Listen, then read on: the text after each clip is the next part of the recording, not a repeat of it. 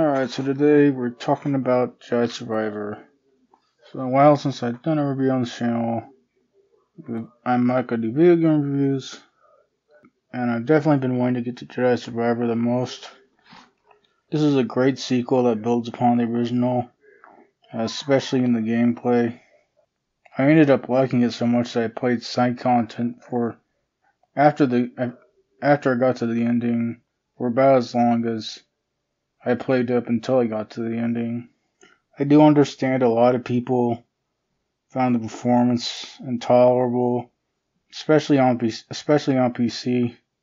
And yes, this game definitely should have been delayed for a bit longer, but I can't lie, I had fun day one. The issues didn't ruin it for me. The grade I'm going to give at the end of this review is for my experience, because I can't grade someone else's experience. Can't take off points for other people's difficulties, or just because FEA. Also, if you one of the few that saw my review for the last one, I mentioned that I'm a huge fan of Respawn and Star Wars, and I'm not being nice just because it's a Respawn Star Wars game. Arcane is my second favorite dev team, and I've got quite a lot of negative stuff to say about Redfall when I get around to reviewing that. Luckily though, patches have made Jedi Survivor significantly better for those who haven't played it yet. So now let's get into the actual game. Overall, it's really nice that you start with all your JFO abilities. Then you end up more than doubling your amount of skills by the end of the game. Really great skill system here. And we're definitely heading toward Force Unleashed territory with how powerful Cal's getting.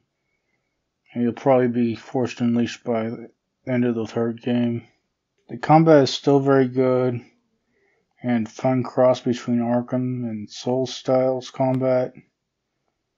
Minor spoilers for, and I'm going to get into more abilities, so minor spoilers for some abilities you unlock throughout the game. Each stance has a good power move, special throws, and unique abilities. It's not like Ghost of Tsushima, as many of us thought, where the different stances are much more effective against different enemies. But they do feel different, and they're good for, just getting different field play, even if they're not strictly necessary. And they all feel fun to use, although I didn't play single-bladed too much, though it's kind of boring. It's kind of boring. It doesn't have, but it does have unique stuff though to it. Blaster stance is definitely the show stealer here. After all, who needs force when you have a gun? No, world, you put your hands up. The mixed range combat is super fun. It does have weaker saber special moves, though. The hit people with your saber to regain ammo is good, although it doesn't make much sense in universe. I'm sure they have something to explain it, but the dual wield stance is fun and aggressive, and the force parry thing's pretty interesting. I initially bounced off the crossguard stance with how slow it is for how fast paced the game this is. But when you upgrade it, it has good special moves and the ability to deflect heavy blaster shots is pretty good. The double bladed is still good and my second favorite stance. It's got new stuff to it, especially its LB plus X move. And the one where you throw it out and you sort of hold it there and it stays spinning is real fun, and it's good against high elf enemies. The push and pull force powers are still fun. They've now added lift and slam. Slams are fun, but a bit simplistic and they don't combo too well with other stuff. The raise ability is really fun. It's good to set up for like blasting a whole bunch of enemies or force pushing them off a ledge. It's always fun. The Jedi mind trick is okay. I just wasn't very interested in it because of how passive it is. Maybe it's more interesting and involved if you upgrade it. The mind trick is fun in cutscenes though. I kind of missed the force freeze not being a big special power move that you have to wait for. But I see why they did it. And it is still fun as a big power special. Although I can't help but wonder that there probably was some puzzles where it would have been useful to have the regular force freeze. The tameable creatures are good. The tauntaun sort of thing. You can sort of like Yoshi jump with them. Can't kill them though, I don't believe. You can also use them to walk up slippery slopes. And the sort of glider bird thing is also good. The platforming is really improved since the last one. The climbing speed being a lot faster, and the double jump available at the start help with the climbing speed helps get at a faster pace, and the double jump helps having these bigger jumps. The grapple pool and air dash also expand things and jump distance. All these things combined with wall running lead to good combinations of challenges that work very well. The air dashing, by the way, is also good for escaping groups of enemy in combat. I don't like how the slides are less used in platforming and are more often used as a hazard to send you back to the beginning of the platform area. And this one, I like how there's more bits of moving platforms, and I wish they did even more.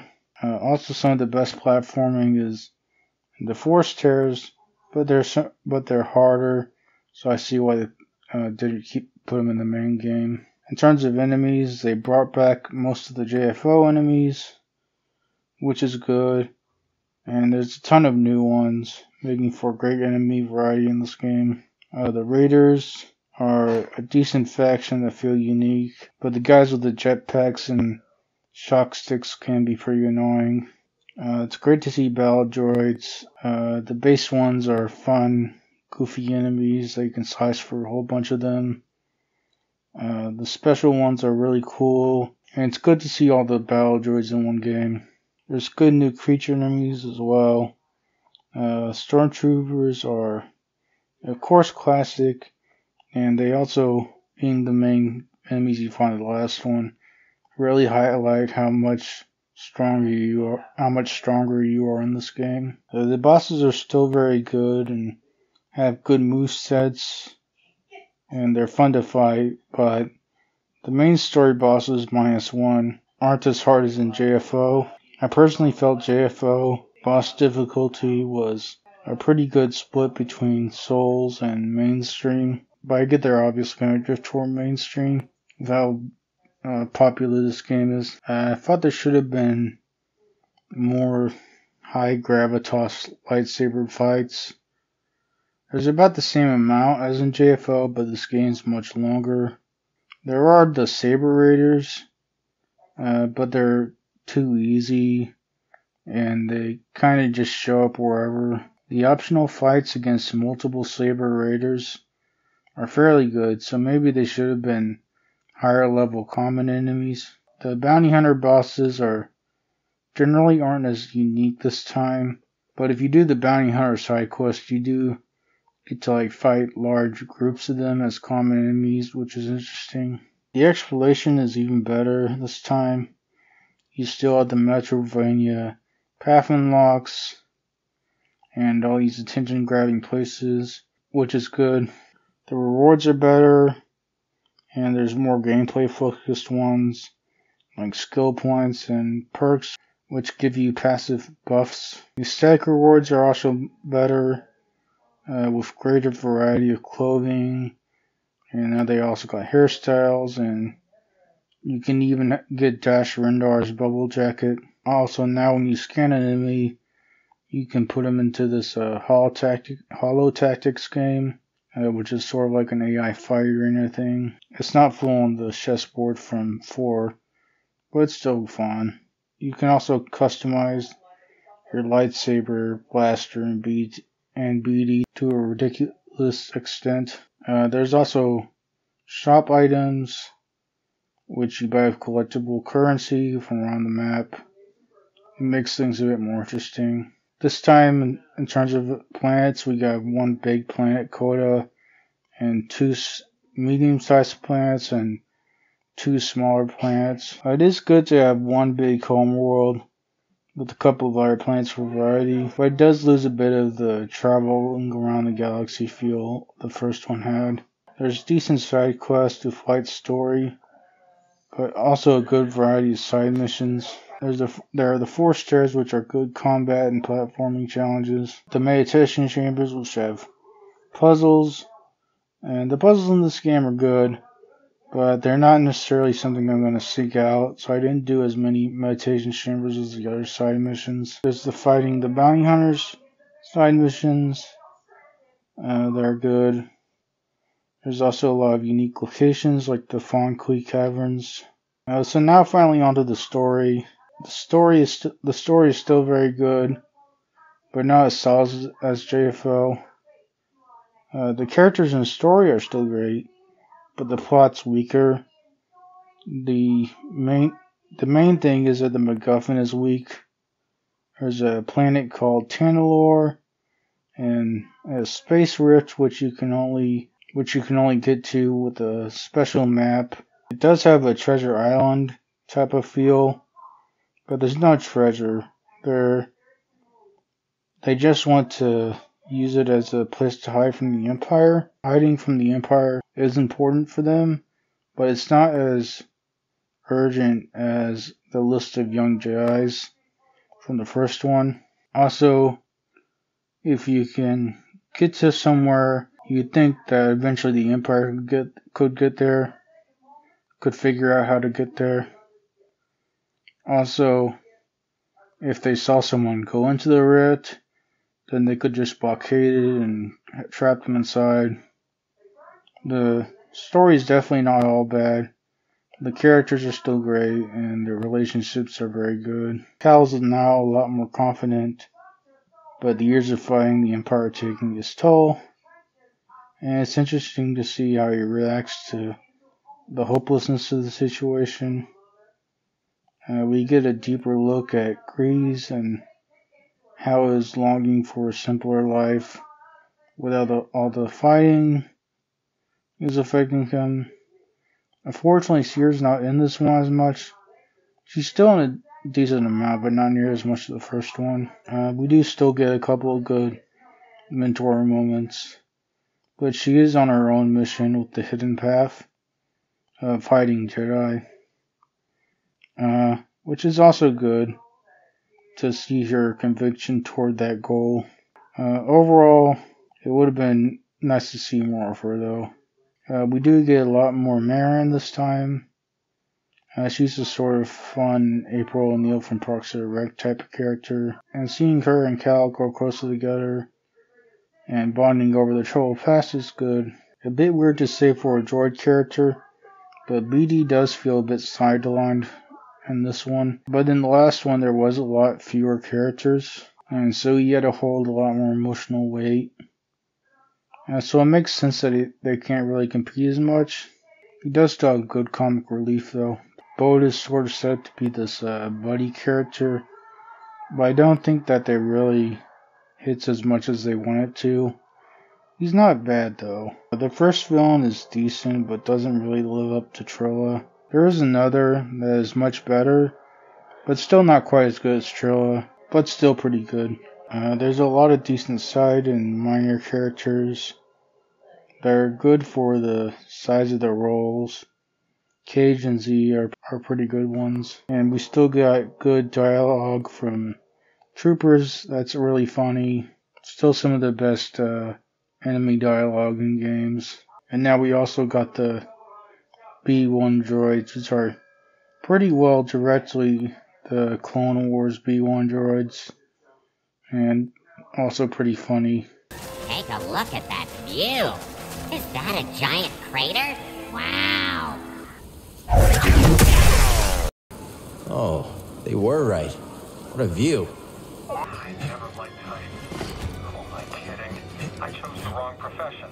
Should have wised up and chose the flame trooper track. Did I get you?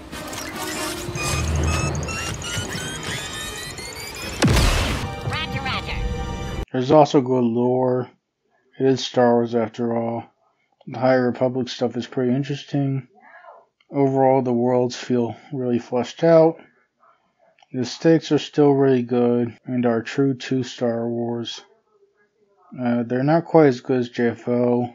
There's nothing quite as good as Zepho or Bogano, but it is close enough. It probably comes down to personal opinion. There is still really good stuff though.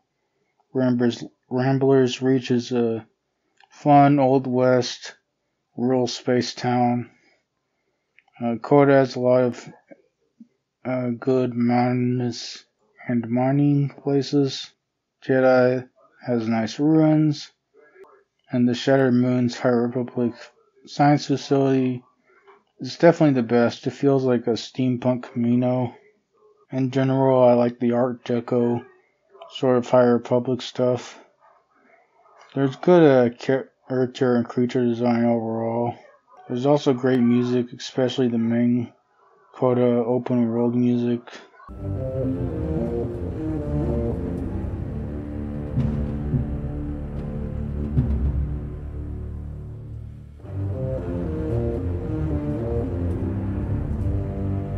Cantina music is alright, but didn't quite live up to the bar set by the JFO intro for in-world music. Overall, it's a great open linear Star Wars game with great combat and good character-driven and a good character-driven story, despite the technical issues. I'm giving it a 9.67. So that's about it for the main review. So now I'm going to get into big spoilers. And if you don't want to be spoiled, you better leave now. There's a couple big ones. Last warning, spoilers. It wasn't extremely shocking that Bode betrays you. He did come off as money driven in the beginning, although that's not why he ends up betraying you. It was decently surprising though that he was a Jedi. I kind of wish he was better before his turn, because after his turn he's pretty good. And it's really interesting to seeing him and how far he'll go to protect his daughter. They should have brought up his daughter more, by the way, because I did kind of forget about her for a while. For a good while. Tantalor being a weak MacGuffin definitely hurts his motivations, though. There's no real reason that he can't share Tantalor with the Hidden Path. Maybe it could have worked if they showed him to be more paranoid. Also, Bode's death does feel pretty brutal, even though it's justified. It kind of reminded me of the Pistol Steel TF2 assassination a bit. Also, his daughter ending up with the crew, and they haven't fully explained things to her. Has a lot of potential in the sequel. And another big thing for the sequel is Cal's sort of drifting to the dark side in this one. It's pretty interesting. There's a lot of potential. Definitely getting Force Lightning in the third game. Seeing this makes me wonder if they're going to do something risky. I always sort of wondered, like, what if the prequel trilogy came out first? And sort of wonder if they would do that. Like, we're about to see Cal be like Anakin. And not necessarily, and probably not go like Imperial, but like go full dark side. And then someone else has to bring him back. And their own trilogy, probably a daughter. I don't know, maybe, there's a lot of risk in that, so I'm not sure they actually do that.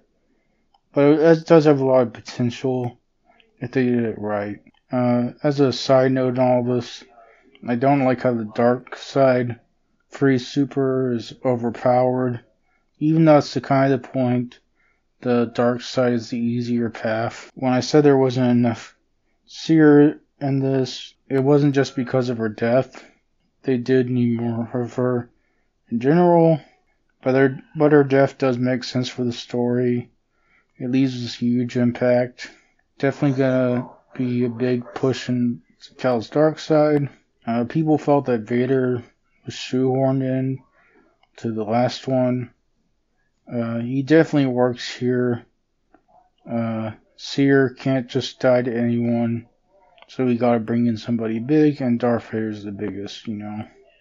He's also the one boss that I felt was as hard as JFO. On a lighter note, I like how they sort of leaned into the Ogdo sort of meme, and they gave him a spawn that you fight, and then you go into a force chair and you can fight him and his Ogdo and his spawn.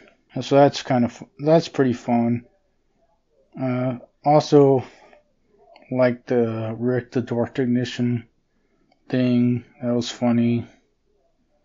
There's also like a funny boss called Beat You D2, and it's just like a more powerful super battle droid. Anyway, but all that sort of lighter tone meme stuff is fun. One more extremely minor spoiler is that the magic dash through force fields is good, but it does pretty annoying how sometimes you'll dash too early and smack into the force field.